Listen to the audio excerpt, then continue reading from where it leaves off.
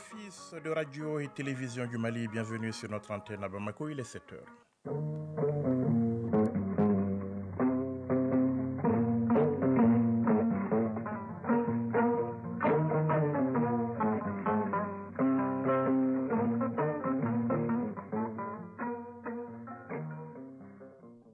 Le journal Yaya Konaté. Dans l'actualité de ce lundi 19 décembre 2022, le coup d'envoi de la semaine du numérique, c'est tout à l'heure au Centre international de conférence de Bamako. Il s'agira notamment de mettre en place un cadre d'échange permanent entre tous les acteurs du numérique au Mali. Tombouctou a célébré ce week-end la journée du dromadaire. Au menu, conférence, débat et justement course de dromadaire. L'animal le plus rapide a d'ailleurs été retenu et sera offert en cadeau au président de la transition. Dans l'actualité également, réunion des chefs d'état-major des pays membres de la CEDEAO, c'est ce lundi à Bissau en Guinée, au cœur des échanges, la réponse à la menace djihadiste qui s'étend dans la sous-région. C'est un passe-temps, voire une passion pour les tout-petits. Nous parlons ce matin des films d'animation. Ils ont une valeur éducative, mais pas tous. Un couteau à double tranchant donc, selon le chroniqueur du lundi. Et puis les sports, la Coupe du Monde Qatar 2022 avec le couronnement du roi Messi. L'Argentine a détrôné hier la France à l'issue d'une finale en apothéose. Lionel Messi remporte ainsi la seule pièce qui manquait à sa collection. À retenir le journal du mondial juste après cette édition. Mesdames, Messieurs, bonjour. Les nouvelles technologies de l'information et de la communication au cœur de la modernisation de l'administration. C'est le thème de la semaine du numérique qui débute ce lundi ici à Bamako. Il s'agira notamment de mettre en place un cadre d'échange permanent entre tous les acteurs du secteur du numérique. Le directeur national de l'économie numérique était hier l'invité de 13h dimanche au micro de Ibrahim Traoré. Abdelkader qui revient sur les défis du secteur. Les défis liés au numérique dans notre pays déjà, il a été souligné dans le document qui a été mis en place en 2015 et adopté par le gouvernement du Mali en 2016, qui avait déjà fait donner les clichés de l'écosystème du numérique au Mali, qui se caractérise par une sorte d'éparpillement où il n'y a pas de cadre de convergence, où il y a trop d'éparpillement, de sectorialisation, c'est-à-dire les gens évoluent en silo. Et le premier défi aujourd'hui, c'est de mettre tous les acteurs ensemble, petit à petit, pour qu'ils puissent avoir un point de vue convergent, aller dans la même direction, se donner la main et porter les projets à l'unisson. Et je pense que la semaine du numérique vise à promouvoir ce cadre de concertation entre les différents acteurs pour qu'on puisse évoluer dans la même direction. C'est de demander à tout un chacun de faire l'effort, de venir nous accompagner massivement, de sortir pour venir voir ce que nous avons en matière de TIC au Mali, la crème des crèmes en matière de TIC. Je pense qu'ils ne seront pas dessus.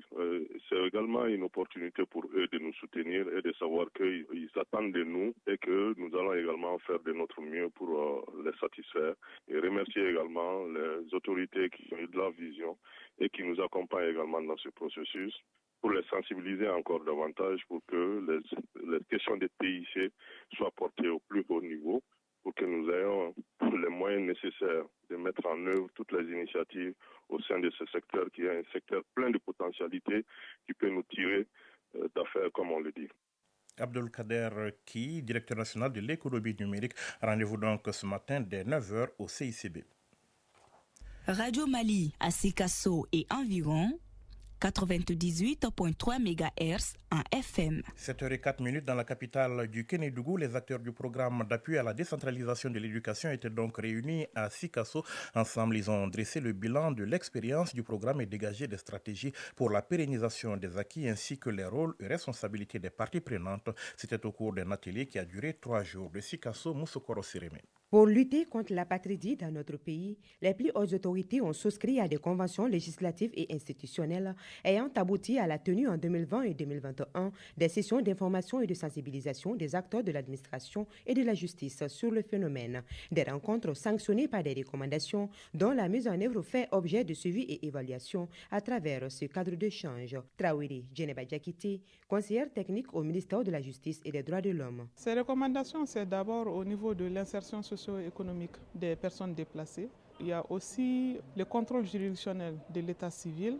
La prochaine étape, c'est faire le suivi pour la mise en place d'un cadre de concertation entre les acteurs impliqués dans la mise en œuvre des recommandations, voir à quelles mesures on peut les appuyer. Bogui et Yassé administrateur chargé de l'apatridie à UNHCR. La question de l'apatridie est une grande violation des droits de l'homme qui, pour nous, ne serait restée sans combat. Donc c'est ce qui justifie bien évidemment notre présence auprès de l'État malien et ensemble qu'on revienne encore sur l'importance de pouvoir éradiquer cette notion d'apatridie. Zone de départ, de transit et d'accueil des migrants, la région de Sikasso abrite un flux important de réfugiés et de déplacés internes. Il s'agit donc pour les acteurs de trouver des solutions au point de blocage dans la mise en œuvre des recommandations. Draman Diakité, préfet du cercle de Sikasso. Il y a l'intervention des différents acteurs qui ne sont pas au même niveau de compréhension, donc ça nécessite le renforcement des capacités des uns et des autres.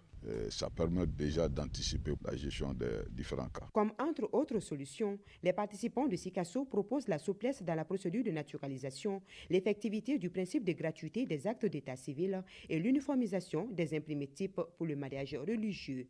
Sikasso, Moussokoro Sérémé et Suleiman Bamba pour l'ORTM. Oui, Moussokoro Sérémé qui nous parlait ici plutôt de la fin d'une rencontre sur l'apatridie tenue dans la capitale du Kénédougou.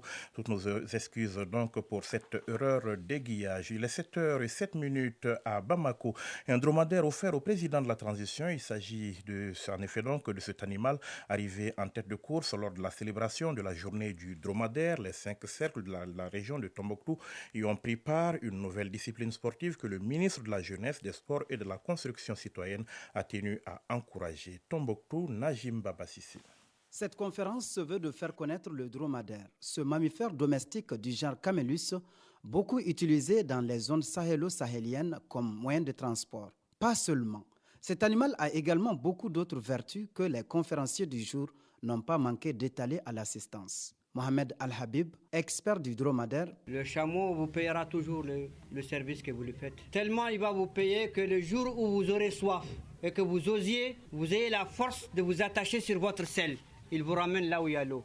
Tout comme là où vous avez l'habitude de lui donner de l'eau ou de la nourriture ou du sel, quand il est en carence de sel, il a besoin de sel, il parcourt tous ces endroits où vous avez l'habitude de lui donner du sel. Cette conférence organisée par la Ligue régionale du dromadaire dans le cadre des journées dédiées au dromadaire est parrainée par Moussa Aga Taher, ministre de la Jeunesse et des Sports, chargé de l'instruction civique et de la construction citoyenne. Une course de dromadaire a opposé les 5 cercles de la région. Haïri Aghamalla de Gourmararous arrive en tête, suivi de Almouzer Ag Ibba de Tombouctou et Abdallah Ag Hamada de Direy en 3e position. Moussa Aga Taher, ministre de la Jeunesse et des Sports, chargé de l'instruction civique et de la construction citoyenne. La Ligue régionale du dromadaire a tout mettre en œuvre pour développer davantage aussi bien la pratique sportive que l'élevage et la préservation de cet animal autour duquel nous avons échangé pendant des jours ici à Tombouctou. Des tableaux et attestations de reconnaissance ont été remis à des personnalités qui ont contribué de près ou de loin pour la réussite de l'événement. Le dromadaire qui a pris la tête de la course a été offert au président Assimi Goïta en signe de reconnaissance. Tombouctou, Najim Baba Sissé, Alou Koulibaly pour l'ORTM. 7h09, l'actualité hors de nos frontières. Les chefs d'état-major des pays de la CEDEAO se retrouvent ce lundi à Guinée-Bissau, donc pays qui préside actuellement l'organisation ouest-africaine. La réponse à la menace djihadiste qui s'étend dans la sous-région, frappant notamment le Bénin et le Togo dernièrement, sera au cœur des échanges, comme elle l'a été lors de la réunion des chefs de service des renseignements tenus hier. La mutualisation des forces et le partage des renseignements seront les thématiques centrales des échanges, car le fléau qui frappe depuis une décennie le Sahel, du Mali au nord du Nigeria, se déplace vers le sud, comme en témoignent les attaques dans le nord du Bénin et du Togo ces derniers mois.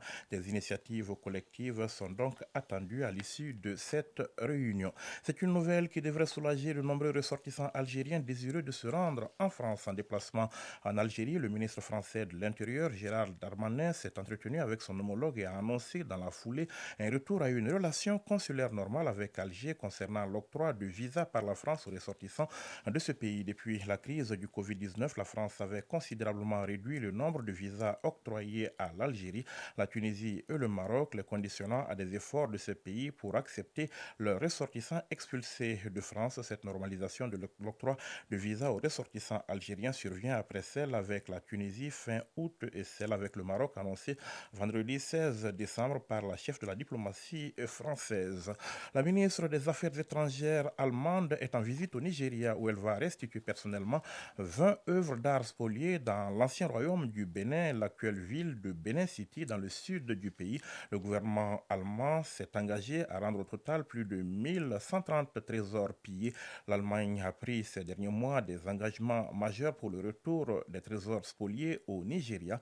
L'accord qui a été signé fin août acte le transfert de propriété de plus de 500 bronzes du Bénin vers le Nigeria. Pas moins de 168 objets resteront donc cependant à Berlin en tant que prêt longue durée. Visite officielle de Vladimir Poutine en Biélorussie. Il s'agit dans le contexte actuel de consolider une alliance plus cruciale que jamais, y compris pour Moscou, qui pourrait bien miser sur un plus grand soutien de la part de Minsk. Au menu des discussions d'ordre économique, avant tout, Alexandre Loukachenko souhaitant l'adoption de mesures urgentes pour la stabilité financière. Cela fait 3 ans et demi que le président russe, très avare en déplacement depuis l'arrivée du Covid-19, ne s'était plus rendu en Biélorussie. Au moins 9 membres de la police fédérale en Irak, dont un officier, selon des sources policières, ont été tués hier dans le nord du pays dans une attaque revendiquée par le groupe djihadiste État islamique. Il s'agit d'une des attaques les plus meurtrières menées ces derniers mois en Irak, illustrant la capacité de nuisance que conservent les djihadistes qui auraient entre 6 000 et 10 000 combattants actifs en Irak et en Syrie voisine, selon un rapport de l'ONU. Radio Mali à Bamako et environ, 92 MHz en FM pour la chaîne nationale et 95.2 MHz en FM pour la chaîne 2. Retour ici au Mali pour le grand format du lundi. C'est un passe-temps, voire une passion pour les tout-petits. Nous parlons ce matin de films d'animation. Ils ont une valeur éducative, mais pas tous. Certains peuvent aussi encourager les mauvais comportements chez les plus jeunes. Un couteau à double tranchant donc, selon notre chroniqueur du lundi. Je propose de suivre le grand format Brahma Traoré. Je m'appelle Gundo Touré. Je m'appelle Ousmane Touré. L'un fait la 5e année fondamentale, l'autre la 3e année. Tous les deux partagent la même passion pour les dessins animés. Gundo Touré, 10 ans, et Ousmane Touré, 8 ans, passent des heures devant les petits écrans à regarder ces films d'animation. Les week-ends ou le soir où on ne va pas à l'école. Parfois, c'est de 8h à 16h ou on commence à 9h. Quand on ne va pas à l'école le soir ou quand on ne va pas à l'école. Parce que ça me fait comprendre le français. Et aussi, je sais bien m'exprimer en français. Les dessins animés ont incontestablement un grand succès auprès des enfants. Du petit Nicolas au monstre des mers, en passant par les chats noirs et Lady Beck, la liste n'est pas exhaustive. Autant de préférences auxquelles Gundo Touré et Ousmane Touré sont accros. Mes dessins animés préférés sont Barbie, Mia et moi et Lassie. L'apprentissage au cours de l'enfance, dit-on, se fait à travers des processus répétitifs. En regardant les dessins animés, les enfants assimilent et comprennent plus ou moins les messages véhiculés. Le message de Barbie, c'est de croire en soi et de faire ce qu'on te dit. Lassie, c'est une personne qui te dit de croire en toi et d'écouter ton cœur et pour faire les choses que tu aimes. Mia et moi, c'est une fille qui veut dire qu'il faut parfois changer d'habitude pour être une personne meilleure. Barbie, parce que c'est une fille qui a confiance en soi et elle peut aider les gens quand ils sont tristes ou déprimés. Elle est toujours gentille et elle aide ceux qui ont besoin. Quand ils vont dans un endroit, quand il y a des problèmes, ils aident les gens.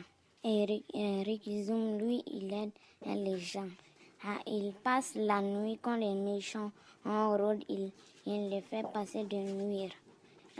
Quand ils font du mal aux petits enfants la nuit, et il les empêche de le faire. Mon anniversaire, Au-delà du plaisir des jeux, les dessins animés constituent un creuset sous lequel les enfants reçoivent une autre formation sur la vie. L'élève Gundo Touré ressent déjà l'impact de ces dessins sur son niveau scolaire. Ça me permet de m'exprimer bien en français. Ça me fait penser des choses plus amusantes. Dès que débutent les séances de dessins animés, plus rien ne compte pour les enfants. Ce moment particulier pour eux est l'occasion de voir, rêver et penser. Comme tout produit audiovisuel, ces films d'animation diffusent des valeurs. Constat d'Amadou Touré, chef de famille. Ça leur permet de rester à la maison, de ne pas avoir envie de sortir pour aller se promener. Ça se voit à travers leur comportement. Tout ce que les dessins animés la font de bien, et aussi ils essaient de faire ça à la maison. Ensuite, j'ai constaté qu'ils s'améliorent bien, précisément en français.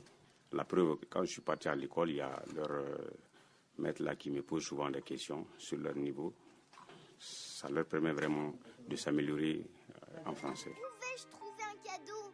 Autres avantages, les dessins animés permettent à l'enfant de développer des compétences en matière de connaissance de la structure narrative et de savoir auto-évaluer sa compréhension.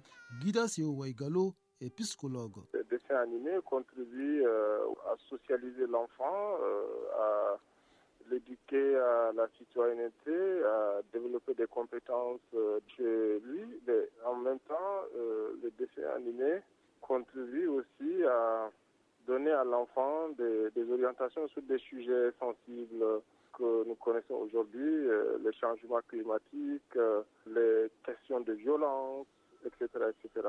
Donc c'est quand même important, nous pouvons dire que les dessins animés favorisent le développement social, le développement intellectuel et le développement affectif de l'enfant. Mais attention, il y a le revers de la médaille. En effet, tous les dessins animés ne sont pas forcément bons pour les enfants. Certains d'entre eux, par leur caractère violent, peuvent négativement influencer le comportement des tout-petits, selon le psychologue Waigalo. Il y a aussi des contre-valeurs qui sont souvent véhiculées à travers les dessins animés. Et des idéologies, parfois, que nous ne maîtrisons pas, qui sont aussi à contre-courant de nos valeurs positives. Je pense aussi qu'être accro aux dessins animés, ça peut avoir un impact physique négatif sur l'enfant. Les enfants qui sont assis des heures durant, vous voyez que ça peut aussi avoir un impact sur la vision, sur aussi leur développement physique. Donc il faut veiller à ce que ce soit dosé, veiller sur ce qu'ils regardent, parce que là, l'accompagnement parental ou bien d'un adulte est important quand même pour éviter des dérives.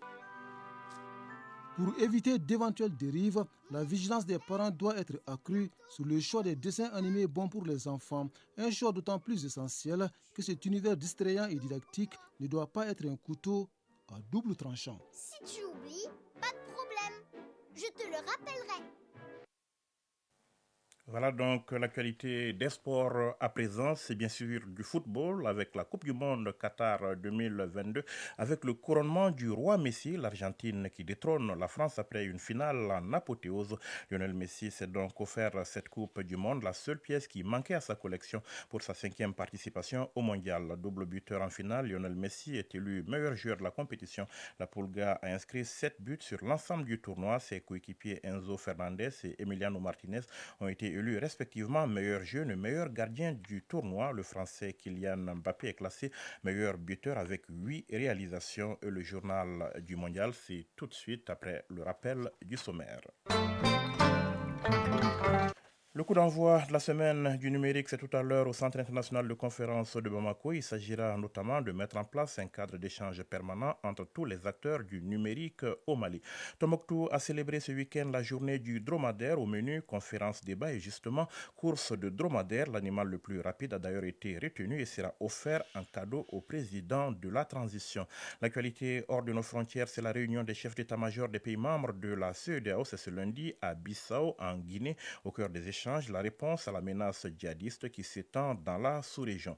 C'est un passe-temps, voire une passion pour les tout-petits. Il s'agit des films d'animation. Ils ont une valeur éducative, mais pas tous. Certains peuvent encourager les mauvais comportements chez les plus jeunes. Et puis les sports, la Coupe du Monde Qatar 2022 avec le couronnement du roi Messi, l'Argentine qui a détrôné hier la France à l'issue d'une finale en apothéose. Lionel Messi donc remporte ainsi la seule pièce qui manquait à sa collection. Fin de ce journal. Réalisation Bourama Traoré, mise en onde Aliou Koulibaly, présentation Yaya Konaté, mise en ligne Cheikh Abdulaziz Koulibaly. Tout de suite le journal du mondial, c'est avec Fotigui Tunkara. Excellente journée, au revoir.